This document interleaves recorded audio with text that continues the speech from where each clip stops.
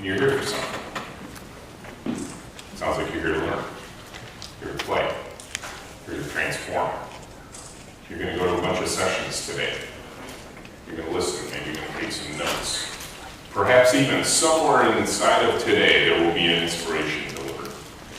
And it will change you. You get back to your normal working life on Monday morning. And you begin working on a transformation. Maybe small at first, but a little bit more, a little bit more. Perhaps you're in the middle of that right now, but it isn't what you hoped it to be. But one day you look back. Maybe you look back at today. You look back at today and say, this is the day it started. Because you look at whatever you created, whatever you moved to, from where you are today to where you want to be, and something's different in a compelling way. You achieved your goal.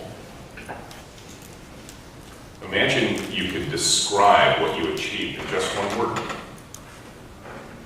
What word would that be? Not a rhetorical question. You did it. You got to where you wanted to be, and you could describe it. Just one word. What would it be? Success. Passion. Satisfaction. Fulfilling. Better. Better. No limits. No limits. Playful. Playful.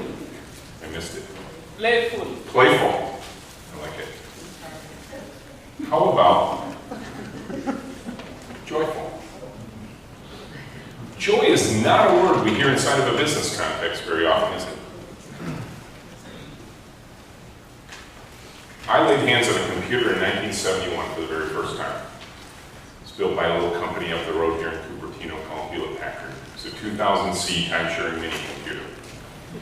I hooked to it over a dial-up modem, 110 baud, using a teletype. I typed in a 2-line program when I was 13 years old. I typed the word run, and the computer came back on a roll of paper and said, "Hi, Rich," because that's what I told it to do. And quite frankly, at that moment, I was hooked. I knew what I was going to do at 13 years old. I knew what I was going to do for the rest of my natural days. My kids are astounded by that. They're like, "Really, Dad, you knew at 13 years old what you're going to do the rest of your life?" And I said, "Yes, I did. I don't know why. But I could see the future of this thing we would call the software industry." And it was delightful. The next few years, I got a bunch of interesting experiences as a programmer. I started working as a programmer before I could drive. People were actually paying me to do this thing I love to do. I went to the University of Michigan. I got a couple of degrees. And I started a career. And very quickly it evolved into probably what you've all seen somewhere in your career.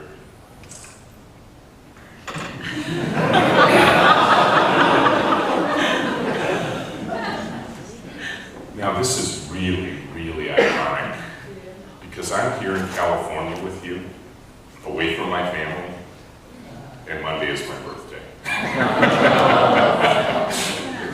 Happy birthday. Yeah, thank you. So I'm guessing this is probably what home looks like for me right now.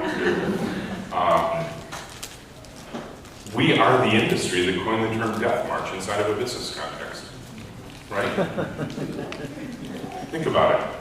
We were revered once in our careers for 60, 70, 80 hours a week, spending time away from family, jettisoning personal relationships, jettisoning anything else in our lives in this pursuit of technology, in pursuit of creating something grand. And unfortunately, most of those projects got buried out in the backyard. We all know what that feels like, right? It's almost legendary in our industry to work on something for months or years and then one day have the boss come in and say, "Oh, I'm sorry, we canceled the project." And we realized then, as we do now, we didn't get into this industry just to code. We didn't get in this industry just to hit keycaps on a keyboard. We didn't get in this industry just to have people say, "Wow, I don't know what you do, but whatever it is, it's magical." We got in this industry because we wanted to deliver something to the world that delighted people, people who didn't know what we knew. But unfortunately, our industry, at least it did for me, betrayed me. And there were times where I wanted to get out. There were times I wanted to go away. were times I was contemplating canoe camps in the boundary waters of Minnesota. My wife and 3 daughters marvel. They thought, really, Dad, you think we would have gone? Well, so I was stuck. House payment, car payments, all that sort of thing, stuck inside a career that was destroying me. And unfortunately, we often do it to ourselves. Because one of the other things our industry devolved into is an industry of firefighting, right? How many of us have shown up in rubber coats and plastic helmets and visors and oxygen tanks in our bag every day to work, while at the same time carrying sloshing gas cans and flicking lit cigarette butts everywhere and wonder why we have a culture of firefighting? We do it to ourselves. It doesn't have to be that way, does it? This is Menlo version 2. Remember Mika? Yeah, Mika over there used to work at Menlo. She worked in this room. People come now to see it. Hundreds of tour groups per year, thousands of people. They come from around the world now to see this room. And the follow-on that I'll show you in a second here. And when they come, here's what I say to them. Welcome to Menlo. You've come to a place that has very intentionally created a culture focused on what we like to call the business value of joy. It stops them dead in their tracks every time. And they look at me and they say, Rich, we're here to hear about software process and methodology and Agile and all those kind of things. Why are you talking about joy? And I point back to this room full of people and I say, well, pretend half of these people have joy and the other half don't. And you have a project you want us to work on. Which half would you want working on your project? And they tell me that every time. They say, well, we want the joyful half, of course. And then I ask them why. And I ask you the same thing. Why would they want the joyful half of my team? More productivity. More productivity, so they get more done in the same amount of time. More innovation. More innovation, they'd be more creative, they'd be using more of their brains to do the work. Adventurous. Okay, they'd come in with a little more spring in their step, a little more excitement in their lives. Quality. Quality. Better quality, they get better work done. They care more, they pay more attention to the details. Happy customer.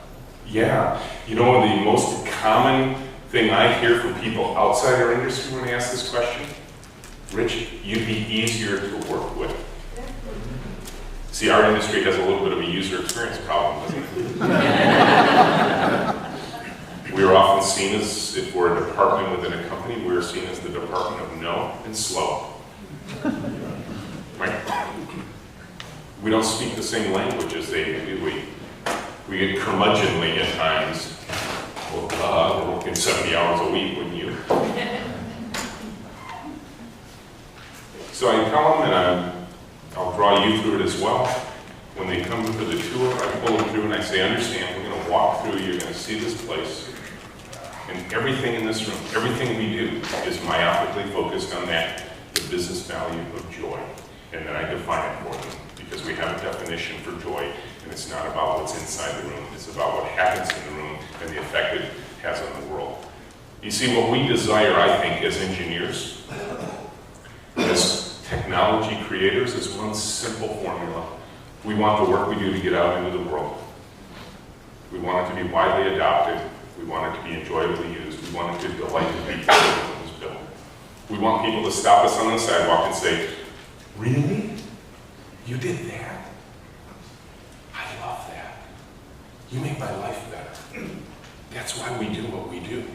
This is not a technical activity. This is not a theoretical activity. This is practical work, changing the lives of people in positive ways. That's what we're striving for as an industry. That's why we got into this industry in the first place.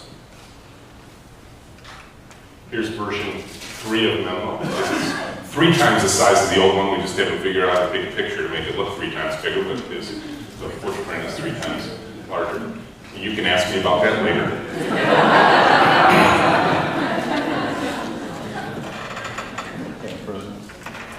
We often talk about tools in Agile, don't we?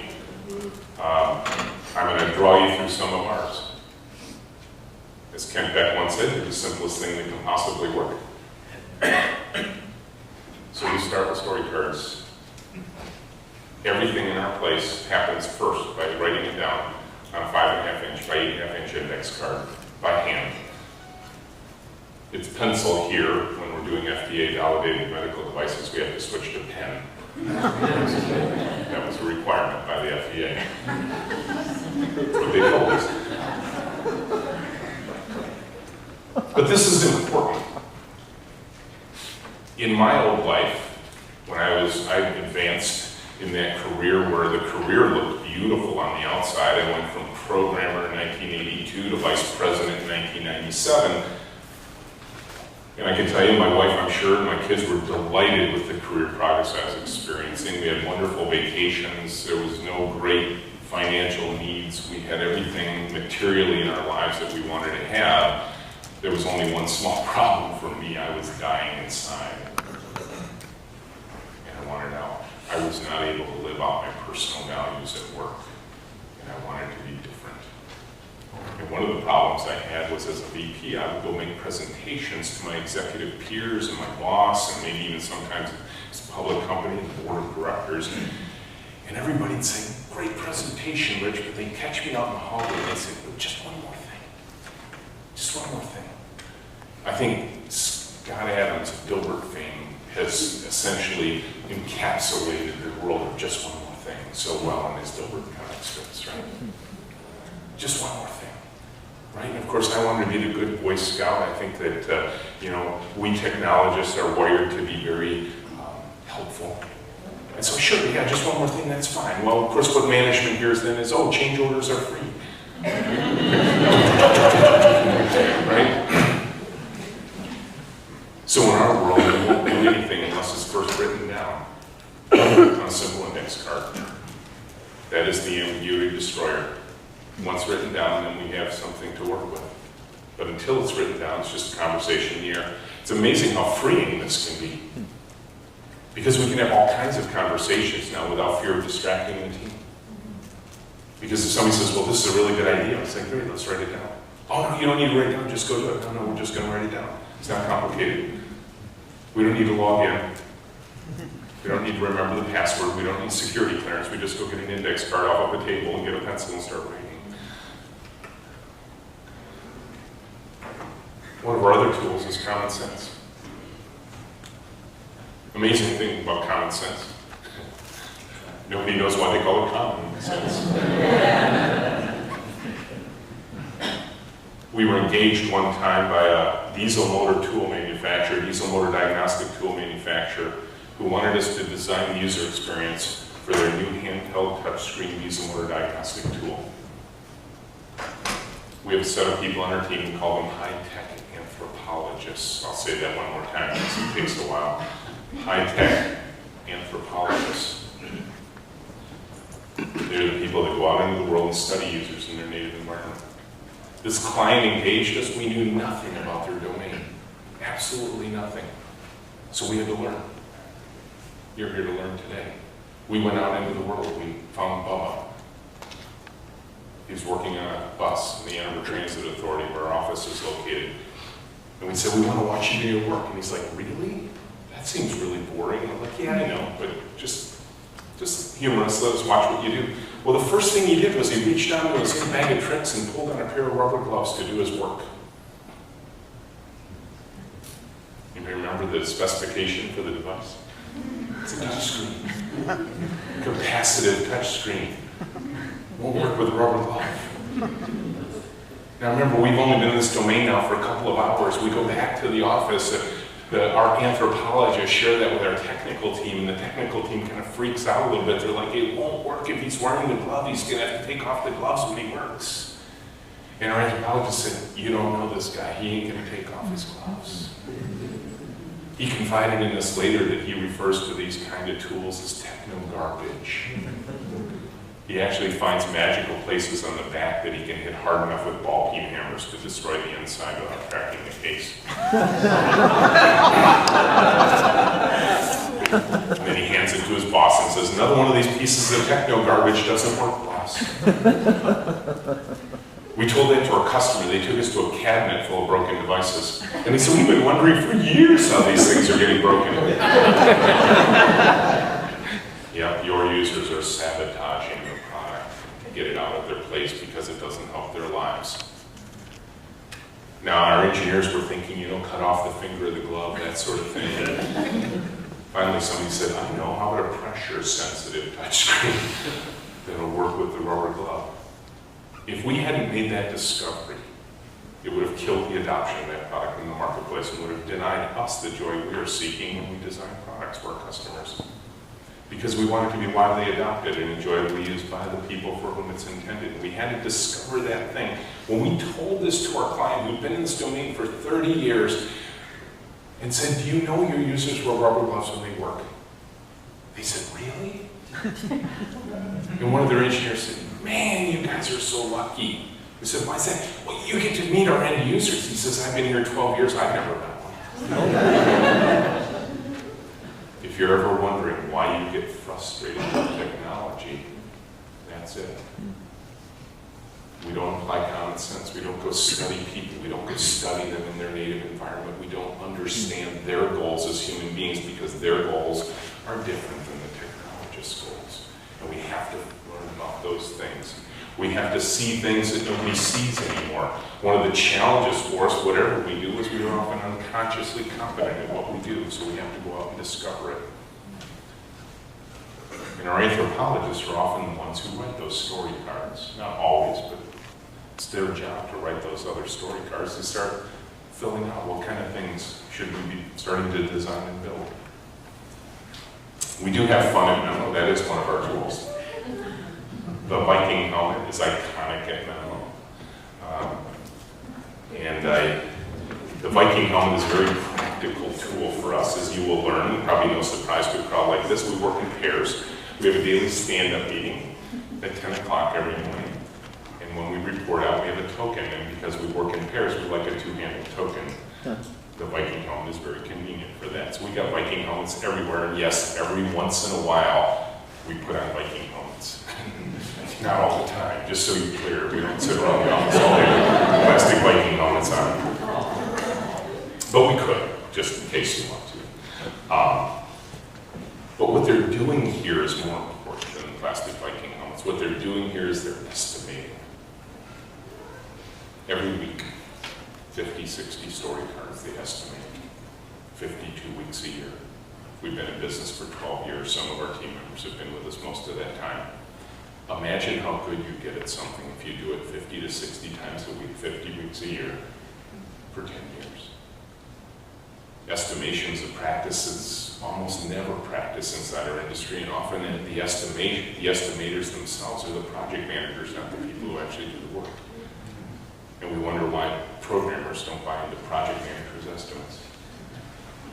And then it becomes this bizarre little dance between PM and programmer, right? How long do you think it's going to take? 16 hours. I'll give you 8. Of course, programmers are like, it's really 4.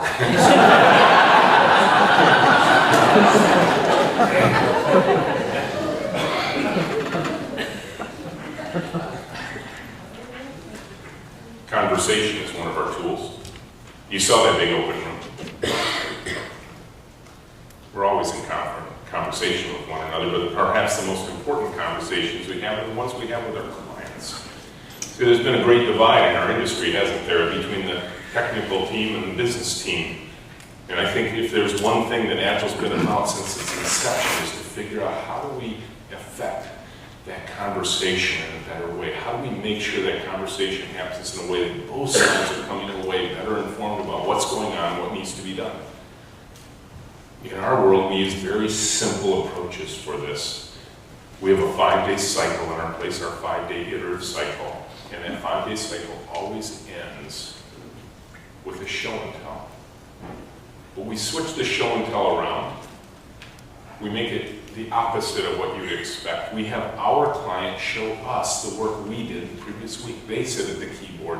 They walk through everything while my team watches everything that they've worked on for the previous week. It pulls the client in because you know how it is.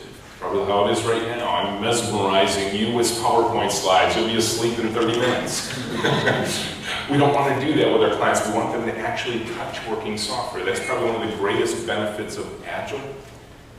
is nobody knows what it means when you say you're 20% done, or you're 30% done, or you're presenting Gantt charts with lines on them and boxes and wires all going around the screen and all that sort of thing. Nobody knows what any of that means, but boy, do they know working software. They can look at it and go, oh, is that what you thought we meant? That's not what we meant at all. And our answer is, woohoo! We worked less than 5 days ago, we did this 4-hour story card, and less than 5 days later, you're telling us we misinterpreted your request. Make mistakes faster is a fundamental principle of lean. And it's a fundamental opportunity inside of Agile. Sometimes the client sees what we did and they say, oh, that's exactly what we wanted you to do, but now that we see it, it's not what we need. And our answer is, woohoo! We did exactly what you wanted. Less than 5 days later, you touched it, now you decide that's not what you need, so we can change. Because what are we really trying to do here in our community? We're trying to satisfy users with real products that will be widely adopted and enjoyably used. This isn't about being perfect. This isn't about getting it right the first time. This is about finding your mistakes soon enough so you don't have to live with them for the rest of your natural days. And if we can do that inside of a tight cycle where everybody's participating and collaborating, we have ways to bring the client into the conversation, we can actually get somewhere, because this is a collaborative effort. You can't just grab a 3-ring binder and throw it a few hundred miles away to a technical team and say, here, go build this. You know that doesn't work. We've always known this. It's never worked. We just were able to put up with it in the past. No longer. The barrier to entry in our industry is too high now. Our users are too sophisticated, they're too demanding, and they have too many opportunities to switch away from whatever wonderful thing we're building to something that somebody built that's even more wonderful than what you're doing. They're demanding better results, and we have to produce them. We need a better process to do that. That's why you're all here today.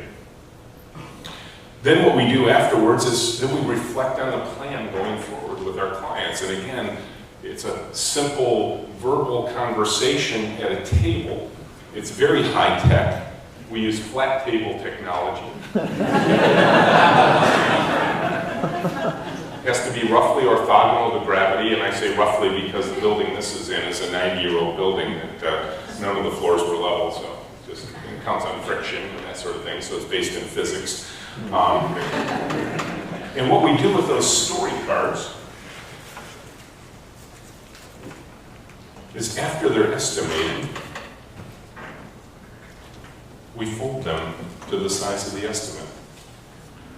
8-hour card this big. I love this one. People have just witnessed the destruction of Scope Creek when they see this. 4-hour cards, half as big as 8. 16-hour cards unfolded.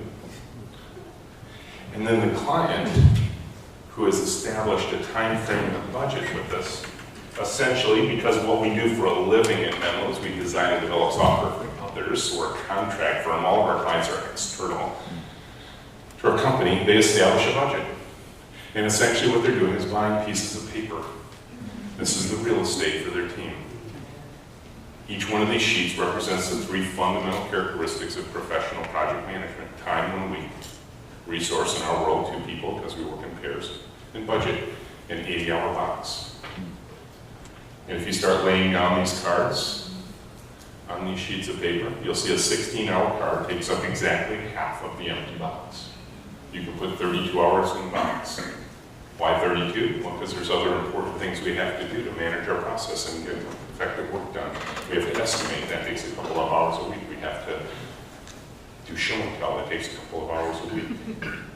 We do a kickoff meeting, which is our version of an introspective, retrospective. That takes a couple of hours a week. 2, 4, 6. Project communication, another hour a week. Daily stand-up. 13 minutes a day, 5 days, 65 minutes, another hour a week. Those are all built into our planning sheets. People who are visitors who see this are stunned by the simplicity and the power of what they've seen. Because now you start laying out these sheets, and the client comes in and starts laying out story cards on these pieces of paper. And when they get done, they fill the sheets, and their project is just like yours. Not everything fits. Right? It never does. There's no project in life. There's no project in the history of mankind that ever all fit. I'm not a historian on the pyramids, but I believe they wanted to build 5 and they only got 3 done. They had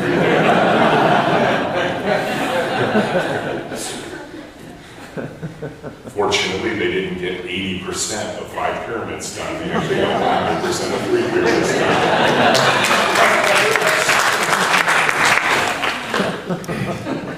But in our world, when they lay these pieces of paper down on the sheet, they authorize scope. It's a very simple scope authorization exercise. But perhaps more importantly, they told us what they're not going to do, because there's things that are still on the table. You can see them here. There's things that are still on the table, and if they're on the table, they're not in scope, and they will not be worked on. It's that simple, it's that clear, it's that unambiguous. And it is painful. Because everybody always wants to get everything done, don't they? Oh, come on, just one more thing. My co-founder, James Goble, is sitting in the front row here. He's not paying attention to where he says here this story. Right on the pyramid. There we go. That was the first time I've ever come up with that. This seems like the kind of crowd that would appreciate those kind of jokes. But we used to do this differently in the first experiments, and we found out the product managers we worked with couldn't add up and afford and do scope authorization. So he'd always be trying to pack 48 hours into a week or 60 hours into a week, and finally I said to him, I said, Bob, do you want me to just go tell the team we're working 60-hour work weeks? No, I just want to get more done. I'm sorry, it just doesn't work that way. So we constrained it on this little piece of paper, and he didn't like it, but he got it, and he understood it, and he played. Because it's all about making choices, isn't it? It's the way it is in every aspect of our lives. We've got to make choices. We've got to make choices with our time, we've got to make choices with our money, we've got to make choices with our people, and this is where they do that. And this happens once a week. They'll plan well out into the future using these simple paper-based tools. And I can tell you what's amazing is people come in, they see it on these tours. We're already about 280 tours this year alone. People come in, and there is a handful, as you might imagine. Maybe some of you in the audience are like, you're a software company. Yeah, you use paper-based planning tools. What's up with that? And like, well, we choose tools that work better for the humans. That's the theme here. See, this is multi-user. You can get a lot of people on the table. I think I've just completed training in our planning process. Anybody confused about how you do planning? Anybody want to re-look at add, edit, delete? And by the way, we do have storage capability and professional project management. After a scope is authorized, we want to do change management, right? That team makes sense. Term makes sense. Scotch Magic, transparent tape technology, freedom. Right? Take them down, and then it defies gravity at that point. And yes, in fact, we do use electronics at that point. We take it to the copier, lay it down, turn it into a PDF, email it off to our clients, store it on an offsite server. Every one of our paper-based artifacts is stored away in what we like to call a data mausoleum.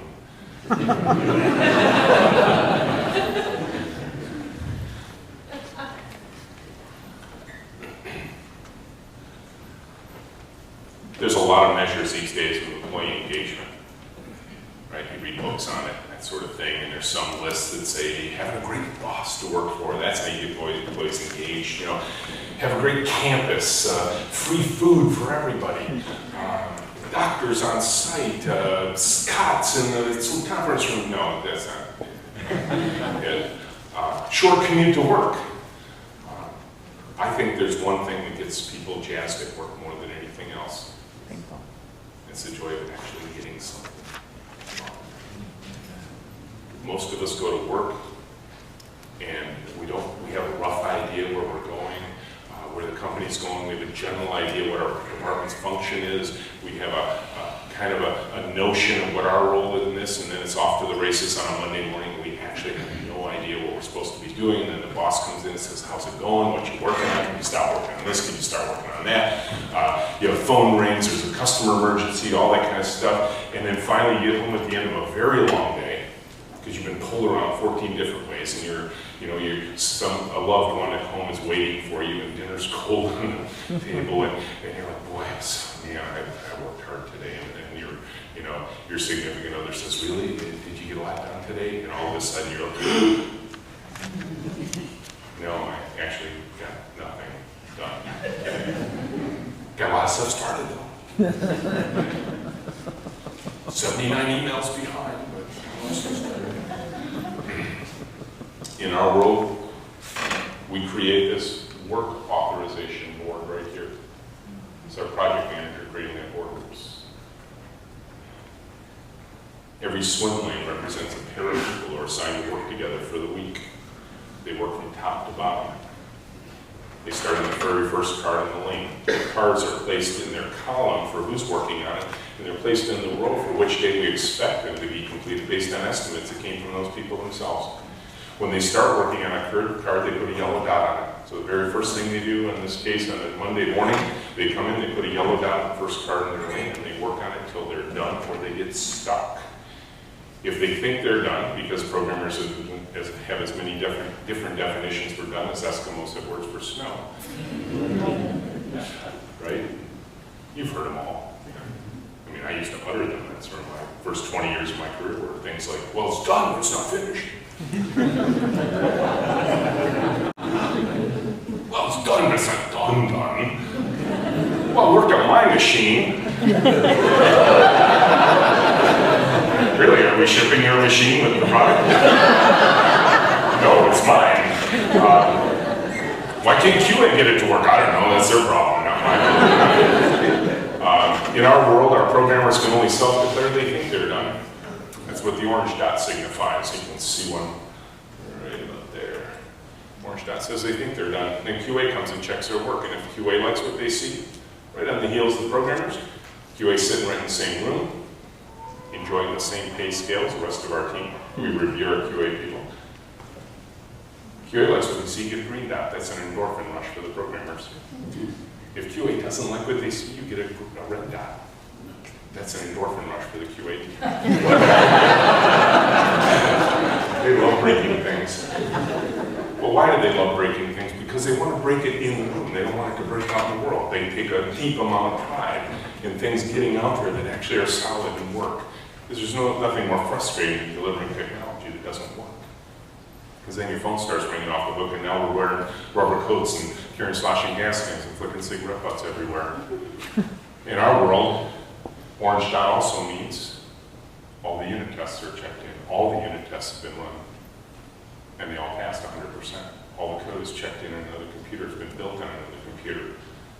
And then as soon as they put the orange dot, they just go down the lane. They work down the lane. The yarn indicates where we are in the week. We were able to actually eliminate a person on our team with a piece of yarn. You put that yarn there, and everything above it should be completed based on the way the boards work. Everything probably not below it. And what the yarn did was allow us to eliminate the person that goes around saying, hey, how's it going? What you working on? Remember that? It used to be this whole theory about management by walking around and annoying people. I hated that guy, and then I became that guy, and I hated being that guy. We killed that guy. Never hired him. So all these swim lanes, the yarn goes down day by day by day. Get to the 5th day, you have your show and tell, you're playing a game, rebuild the board. 5-day cycle goes through. Humans don't really thrive well in chaos. Humans respond to chaos often with crushing bureaucracy, and that's no more delightful. Over in chaos, you never get anything done. Over in bureaucracy land, you never get anything started. What you want in the middle is structure. Humans crave predictable structure. And if you can give them predictable structure, freedom begins to spring forth. Our team is free to do the work that they love, almost unfettered by anyone hanging over their shoulder saying, hey, how's it going? What you working on? You're almost done. You're working on the right thing. You're working on the wrong thing. Just go get them over.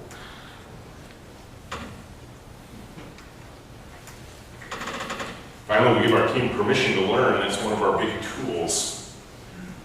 We work in pairs all day long. 2 people, 1 computer, same task all day long. In our world, those pairs are assigned and we switch them every 5 working days. And it fosters a learning organization. Not just our programmers pair, our QA pairs, our hybrid anthropologist pair, our project managers pair. If you're doing project work at Menlo, you're working in a pair. You see, I had a problem in my old life as a manager. It was a tower of knowledge problem. I remember when I first took over as VP for a public company, and the first board meeting I went to with the board of directors of this soon-to-be valued $400 million public company, and Tom, one of the board members, came up to me, grabs me by the shoulders, and says, "Welcome aboard, Rich. How's Aaron doing?" Aaron was the name of my key tower of knowledge programmer. Tom was delivering a very important message in that little exchange. He was like, "Rich, your job is to take care of Aaron. Your job depends on it." Quite frankly, the value of the company depended on Aaron. If Aaron failed what I like to optimistically call the lottery ticket test, it's a better version of the beer truck test, right? And you know, you won $10 million in the lottery. You know, anybody have a tower of knowledge on their team? Okay. First names only. Just tell me what their tower's name is. First name. Maybe you are the tower. That's okay. You can fess up. Rob. Dan. Yeah. You know what's amazing? Everybody knows the names of their towers. You all know. You got them. You can't survive without them. We once talked to a multi-billion-dollar insurance company who said they have 5 of them, and if those 5 people left, they probably have to shut down the company. They were serious. It's crazy, right? And here's the problem. While the tower might feel like job security, it's a prison from which they cannot escape. They want to go work on new stuff, and they look down, there's a rusted bear trap around their leg. They want to go on vacation, and they're packing up their laptop before they go. They want to go home tonight and be with their family, and they can't because they have too much to do. We want to try and give them somebody else, but they're too busy to bring them along and train them in what they're doing. And of course, then there's the times where the tower isn't needed, but they don't have any other skills, so you can't easily move them from one place to the other. We have no towers at Menlo. It's not possible. 2 people, 1 computer, every 5 days, breaking them apart, moving them around. None of our programmers refer to themselves by technology. None of them say, "I'm a C# developer, I'm a Java developer, I'm a database developer, I'm a front-end, I'm a back-end, I'm algorithms, I'm an iOS developer, I'm a mobile developer." Our programmers, they say they're programmers. They know any given week they could be on any client's project, they could be in any stack of technology, they could be in any language. It might be even a language that just came out last week. But what they have is an environment in which they can learn new things. We give them permission to learn. Very, very powerful. And yes, we do run experiments, lots of them. That's one of our biggest tools at Menlo. One of the most common phrases at Menlo when we're struggling with something is, "I know, let's run an experiment. Let's run the experiment." Well, one time, Tracy, right here, came in about 6 years ago. She had just had little Maggie, and Tracy didn't have any family network close by, and Maggie was too young for daycare, and she was ready to come back to work, and she told me she said, but she didn't know what to do with Maggie. And in a moment of maybe managerial brilliance or insanity, I had this like screaming match in my head that Tracy never heard. You know, the screaming match was something like this: "Don't do it, I know what you're gonna say. It's against the rules, HR will hate you. It's against the law, you know the liability you're about to incur." And the other side said, "What's my company? We don't even have an HR department."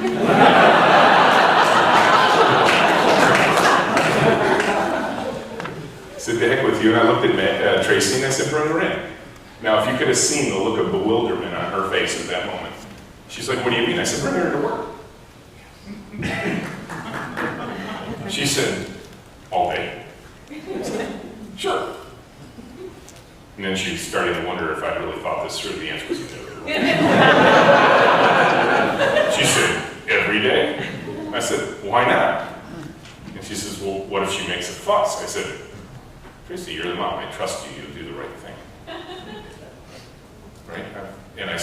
this environment, it's like a noisy restaurant. Kids love that stuff. Well, in fact, Maggie came in every day for about 4 months. It was delightful.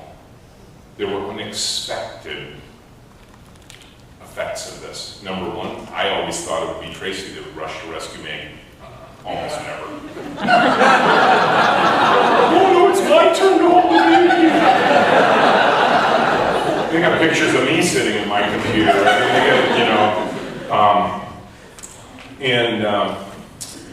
Then there was these other unexpected benefits.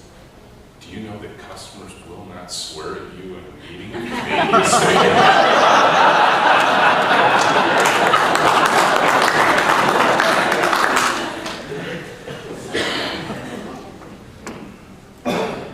That was 8 minimal babies ago in 6 years. It is a delight.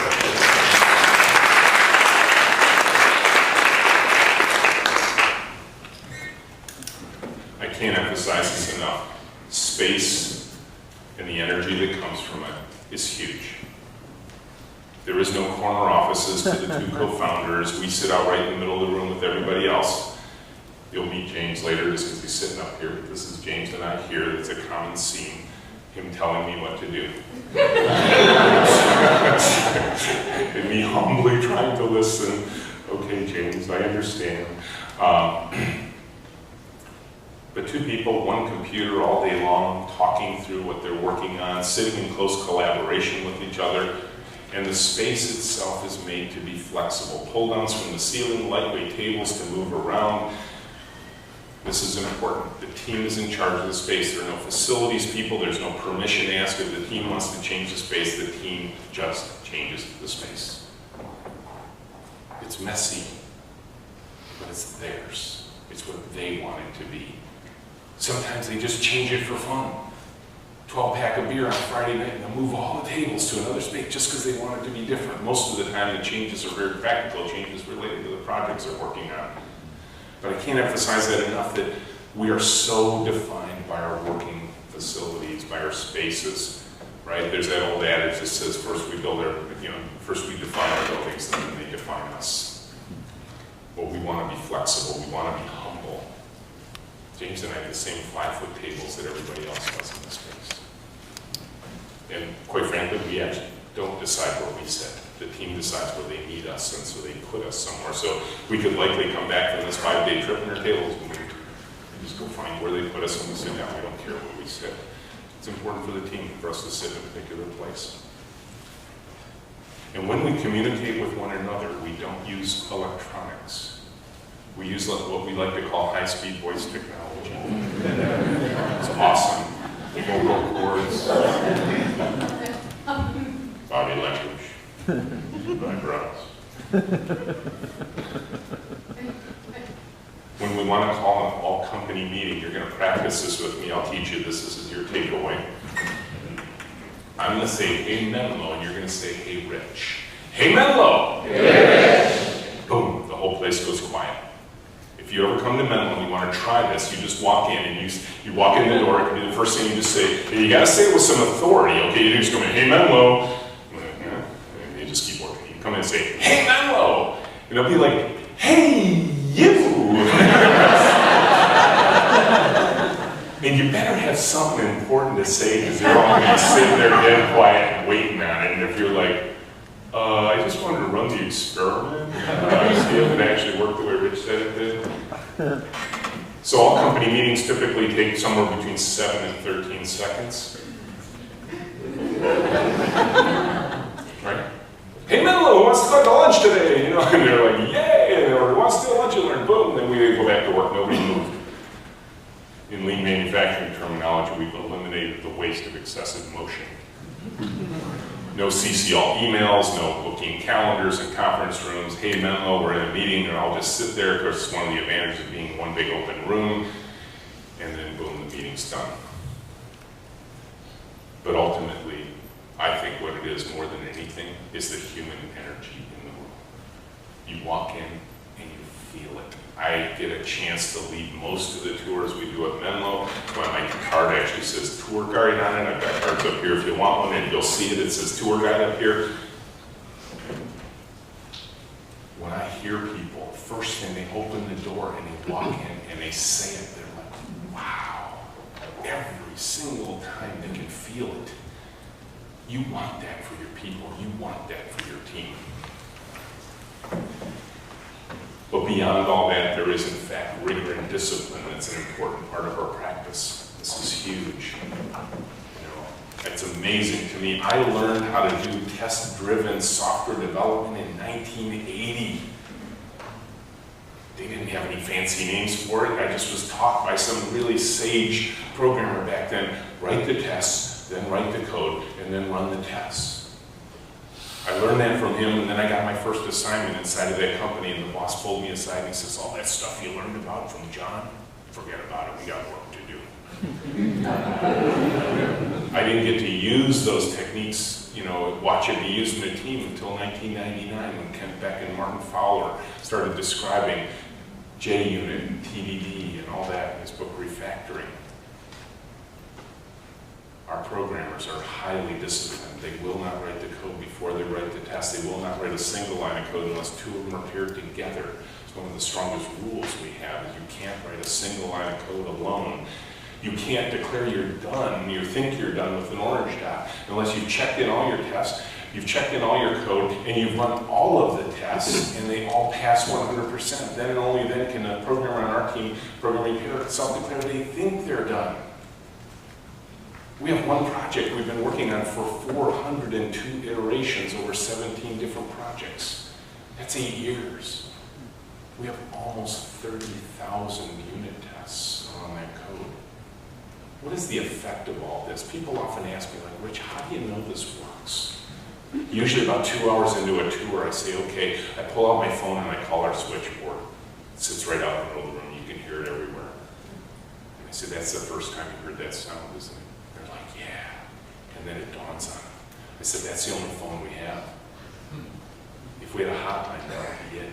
But we don't. We don't need it. We don't have 30% of my team dedicated to emergencies. The last time my team remembers a software emergency was 2004. And they look at me and they're like, Rich, we get 300 calls a day because of problems in our software. I said, we don't. Rigor, discipline, no towers of knowledge, and quite frankly, what we have is also a humanly sustainable pace. I believe what I'm about to declare, you guys can challenge me back, okay, because this is a pretty, I'm feeling a little, this is the center of the software universe here out in Silicon Valley, so I'm going to make a declaration of a lot of smart people, but I think we've done something at Menlo that no other software company in the history of our industry can match. 12 years in, 40-hour work weeks, never weekends, never had a deniability of vacation requests. 12 years more profitable.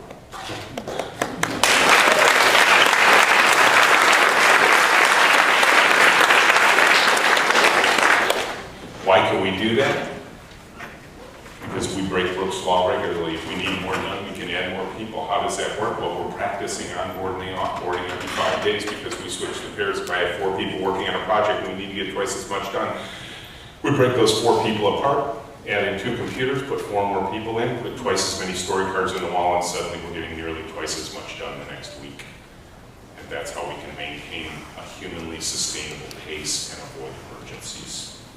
And ultimately, my goal was to build this thing called a learning organization. As Peter Senge said in his book that greatly affected me, the 5th discipline, in the long run, the only sustainable source of competitive advantage is your organization's ability to learn faster than your competition. And the way you're going to do that is with a team.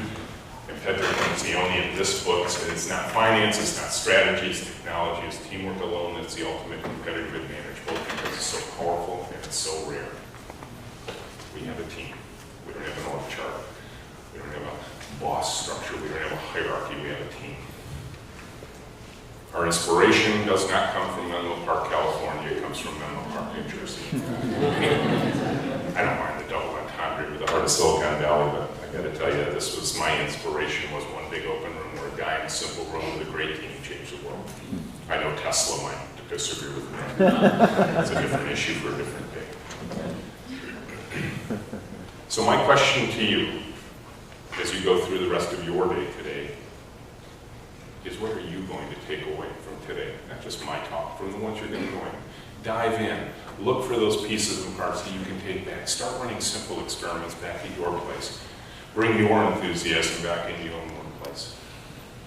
Think about that as you're sitting in your sessions today, taking notes, because you've got a lot of great instructors here. I know some of them. I can tell you their heart is in the same place mine is.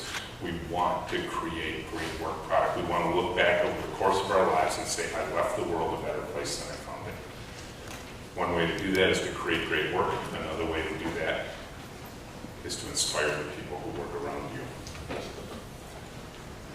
I'll open it up for questions now. I have described all of this recently in a book that is coming out in Penguin.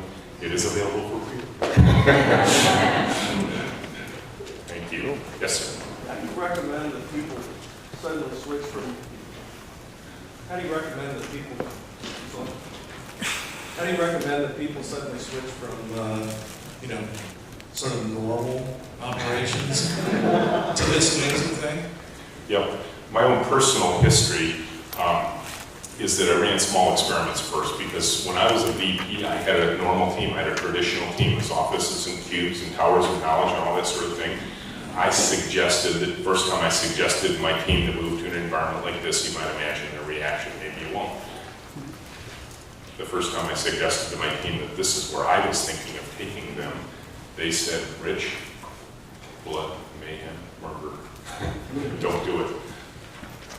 Now, I had two other guys on my team who said, we'd like to try this. This sounds intriguing enough, we'd like to try it. I said, okay, let's authorize an experiment. So we took two guys for 3 weeks and ran an experiment.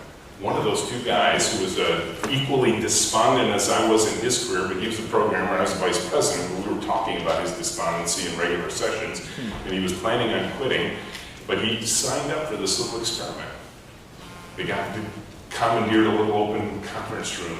They sat together, they worked off the story cards, they paired, they wrote unit tests, and 3 weeks in, he stopped me in the parking lot. He says, Rich, are you still going to pay me to work here? And I said, what do you mean? He says, this is so much fun, it doesn't feel like work anymore. I'm not sure I should get paid for it. And I will tell you, and I know any of you who have coached anywhere in your in your resume or in your business card, if you are a coach of some sort who's trying to help with transformation, you know transforming human teams is the hardest thing to do on planet Earth. We want to I don't care how much pain we're in, we want to maintain the pain that we're comfortable with. And so you will not win with lukewarm reactions from the middle. You have to deal with the emotions from the edges. Blood, mayhem, murder, I will work for you for free. I was dealing with edge emotion. And so we ran simple experiments. I'm happy to go deeper into some of the follow-on experiments we ran, but I would say that there's two things your team's going to watch for. One is you flip too big a switch too soon, you're probably going to get fired, and that's what they're waiting for anyways. And the second one is if you go too slow and you're too wishy-washy, they know they can outlast you. And so you've got to strike a balance between those. So. This is wonderful, first of all, thank you. Thank you. It's inspirational and transformational. If you had to transform eBay, would you have any strategies? Do we have? I think it probably. Do you have any strategies about doing lots of menlos across eBay, or how do you accommodate the corporate hierarchy? As you expand. Sure, you mean eBay isn't already like this? I don't know. Let's do eBay. Okay, that's fine. It wasn't a poke or anything. I just don't know. I assume all of Silicon Valley's like this. And you guys are like, duh, it's just, okay, you guys in Ann Arbor are finally catching up with things. I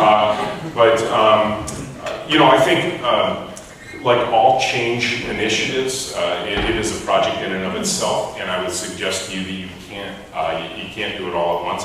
Start building models in little places, because I don't care how big the organization is, it's not one organization, it's a bunch of little fiefdoms that fly a common flag, find some inspirational leaders, build something, let the rest of the world come.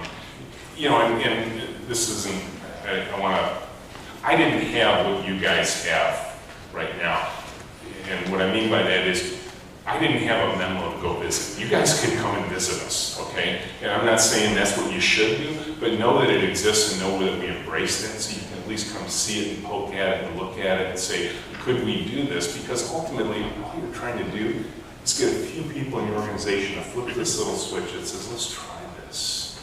And then you create your own little microcosm inside of eBay, and then people come start visiting you. When I did this for the first time inside of a public company, the whole organization started coming back and peeking inside. They're like, what are they doing? This is so weird. And then all of a sudden, we noticed them start tearing down their own cube walls. We started watching salespeople start to pair on cold calls, because cold calling sucks for salespeople. And if they had two of them there together, they could support each other through this sucky process. Thank you. Question on me. Thank you for this inspiring talk today. Do you have any special hiring process? Do you Oh, look at goodness.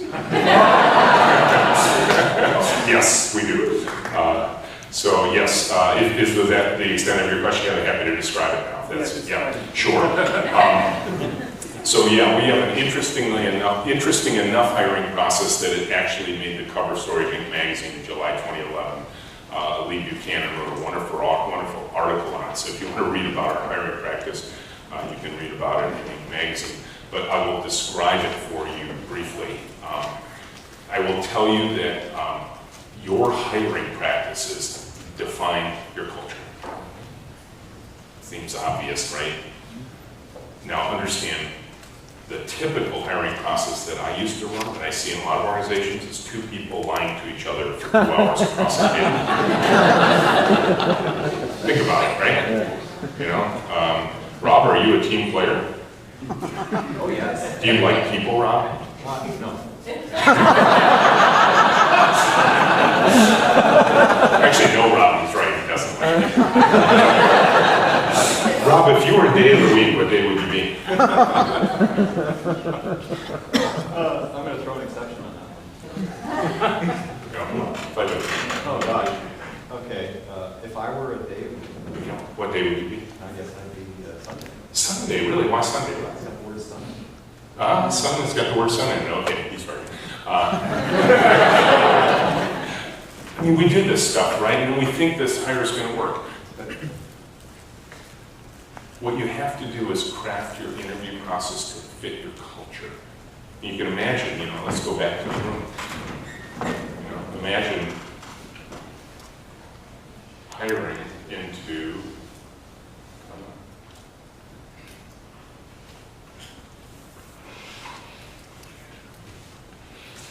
imagine hiring into there. And we ask some silly questions like that, and then we throw Rob into the mix, and people are, you know, well, Rob doesn't get this. And Rob's thinking, where's my cue? You didn't really mean I was going to, I mean, I heard you say it was going to be, you know, with another person. So what we do is we simulate the work environment inside the interview. This would be slightly, what do you think, James? I mean, 200 people would be a little difficult, so let's assume we didn't do 200, but I think our largest one was about how big? 100 and... It was Really? 100. Oh my gosh. That was the Okay, you're right. So we did 100, and what we do is we bring in 100 people, and typically it's more like 30 to 50. We bring them in mass, and we pair them during the interview. You two work together for 20 minutes. You're both interviewing. We assign one of my team members to watch you work together. We give you a little paper-based activity, nothing too complicated. It isn't like, tell me how many golf balls it takes to fill up this conference room or something like that. You know? Uh-oh, stuck in something there, didn't I? My search engine won't work anymore.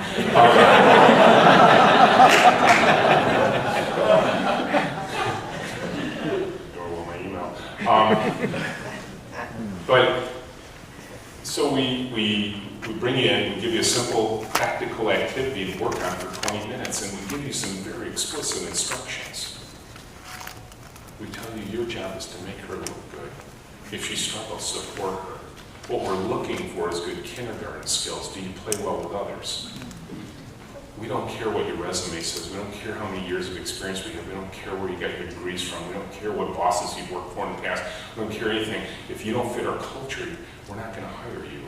And the way we're going to determine that is to watch to see how you support your pair partner. Don't grab the pencil out of her hand. Ask permission. serious. We got to give this instruction, and people ignore it. And we do that for 20 minutes, and we switch the pairs. And now it's no longer the two of you. Now it's the two of you. Why are we doing this? Because this is the way we work. And we do it one more time with a third observer. We do it 3 times, then we send you all home. And we talk about what we saw. Because there'd be 1 observer for every 2 people. So if we had 30 people and we have 15 observers, then we talk through what we saw. People say, how many of you saw come out? Right? And 3 people on the team would raise their hand. How do you do? Well, he's kind of a steamroller. Roll right over his first burner. And so, yeah, well, no, actually it wasn't that, but or somebody will say, well, he's really nervous. And of course our team's like, wouldn't you be? I was nervous when I first went through this. I mean, it's a natural thing, right? But we just simply watch it, and then if that works, if we get 3 thumbs up, we bring you back for a second interview. If we get kind of thumb up, thumb in the middle, thumb down, we talk about you and decide as a team whether we should bring you in. And it is a team-based decision. James and I have almost no say. I mean, they'll listen to our opinion, but I think they just crumple up our vote and throw it away because they say, well, you guys don't have to bear with these people, right? And so then we bring you in for a full-day interview. And what you do is you pair with one first programmer, say in the morning. If you're a programmer, pair with another one in the afternoon, do real work, and we pay you for a day. And if that works, then we bring you in on a 3-week contract, and now you pair with 3 different people over 3 weeks. And if that works, then we put you on a 400-week contract. Just kidding. But team will often suffer for that. So that's how we bring people on board. Okay, I'm gonna let somebody else direct. There we go. Hi. Oops, I'm standing, so I guess I'm going to go. That was really wonderful, Richard. I'm observing, when you're asking about people, first names, Tower of Power, and being in Silicon Valley, you always hear a man's name for the most part. And so my question, especially given that Joy tends to be a woman's name more than a man's name, any insights or observations that you have about women in leadership, especially in tech, and the difference that it's made and sort of where you see things in terms of women leadership being part of, or I shouldn't say leadership, but women team members being part of the change and what still needs to happen from your point of view, aside from being able to bring gorgeous babies into the office. Thanks. It's interesting. I mean, you actually, it's kind of fun to look at this picture, isn't it? There's Christina and Lisa right here, 2 of our project managers. Carol, our factory floor manager. There's Michelle and Carissa. Wow, that's fun that you would do that, James. That's really neat. James barely remembers my name most of the time. Michelle and Carissa, 2 of our anthropologists. There's Keely, one of our programmers, and Najla, and Vera, and Lisa Maria. And so we're about a 50-50 mix as far as men and women at Menlo. And I think that it's really, we strive for cognitive diversity in our team. We think that's really important. And it isn't like there's some, we're not trying to achieve that kind of balance. It just happens. But I think it's an easy place for everybody to be who they are. So I can tell you that the other thing we get is pay equality here, because if you're an associate level 3 in the team, you're making exactly the same amount of money as every other associate level 3. There's no differentiation for where you worked in the past, or how many years of experience, or even how many years you've been at Menlo. So everybody who's at the same level makes the same amount of pay, even regardless of role. So QA gets paid the same as an associate level 3 as project management as to software development. So it's a little bit different in that regard too. In fact, we have 50-50 here to listen to you. I'm sorry, I didn't hear you. Yeah, we have 50-50 here too to listen to you. Awesome. I like it. And Mita is a great example of someone you can talk to who actually was a woman who worked in our place for a good amount of time. And I always enjoy Mita's story of how we kind of helped rescue her career. Because she wanted out just like I did once upon a time. Hey Rich, what's your thoughts around remote teams, global teams, and scaling this model? Sure. So we put high value on proximity.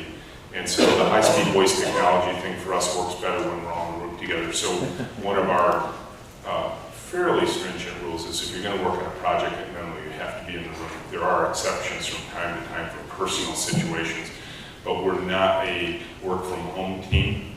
We're not a offshore team. And so, in fact, when we work with people from California, they have to get on airplanes and come to us. So you can ask Rob about that, because Rob Myers is here and he worked for us for a couple of years. There's a fun story at the beginning because he said, "Oh, Menlo, I'll come down and visit you for lunch."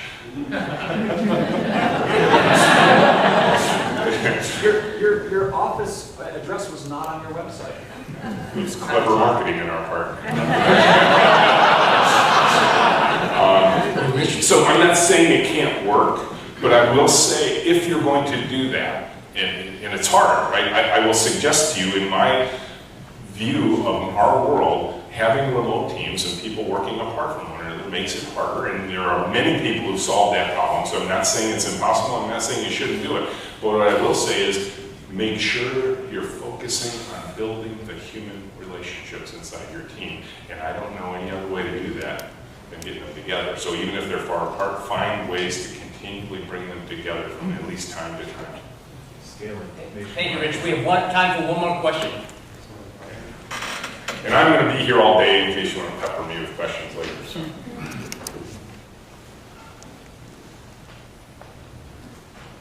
Rich, I just wanted to hear if you could elaborate where you talked about the transition and you said that you kind of look for the extremes. How about the resistant extreme? What are you doing there to sort of engage? The what stream? The most resistant. You said that you're looking for transformation. You want to sort of focus on those extremes. How about the resistant side? So I never forced this on anybody on my old team. Now Menlo started like this from the beginning. So our interview practice that Kamal asked about is one where we can, we can just put it right out there like I did with all of you. And let me just do it. Show anybody that ever want to work in a place like this. And drop your resumes off just a little bit here. But there were some people who maybe didn't raise their hand. I'm not going to count you out or anything, but it's like, if you're like, it's just not for me, you self-select in, you self-select out. But in my old team, when I changed an existing team, I didn't really want to fire people. It's not the way I'm wired. And so I just built the thing and drew them into it and gave them a chance to experiment with it. And of the original team, there were two guys who said, I can't do this. And I understood. And I had other assignments for them that they could do outside of this environment. There were just some things they were giving up by not being part of this team. But most of them came along. I mean, humans are funny, right? You get a few enthusiastic people and you know who they are on your team, and they start drawing the middle energy, and then eventually the resistors are like, well, I guess this really isn't management du jour. I guess this really isn't flavor of the month. Holy cow, everybody's over there playing the new reindeer games and they seem to be having a lot of fun. I guess I'll go over and join them. And so, and that's what I saw happen. I'm sure it wasn't universally enthusiastic for all of them, but what I can tell you is part of this is the vision of the leader. I can tell you when I got into this, one of my old-time programmers, by the time I became VP, I was still the new kid on the block at this company. I had only been with this company for 16 years at that point. Some of my programmers have been there 25 and 30 years. And one of my old-time programmers, after this thing had clearly succeeded, after the energy was there, he came in, he sat down with me and he said, Rich, I can't, how'd you do it? Why were you willing to take this risk? He says, you had everything. You had the title, the position, the authority, the stock options, the pay. You had everything. And yet you were willing, you had no idea this was going to turn out this well. I said, it was actually quite easy for me. And he said, really? He says, what'd you find out? I said, understand, this wasn't about taking risk. This was about running away from risk. You see what was at risk for me then? It was me. What was at risk for me then was I didn't know what I was going to do the rest of my career because I didn't want to do this anymore. And so I was running away from risk, not towards it. And I think I was able to deliver a sense to my team that this guy isn't letting up. He's not going to let go of this. It isn't about getting a promotion. It isn't about getting a raise. It isn't about getting kudos from the board. It's more important to him. I see a purpose inside of this leader. And I guess I better follow if I want to stay here. And I think that's important. I think that's some of the things you all have to look at for yourselves. Thank you very much.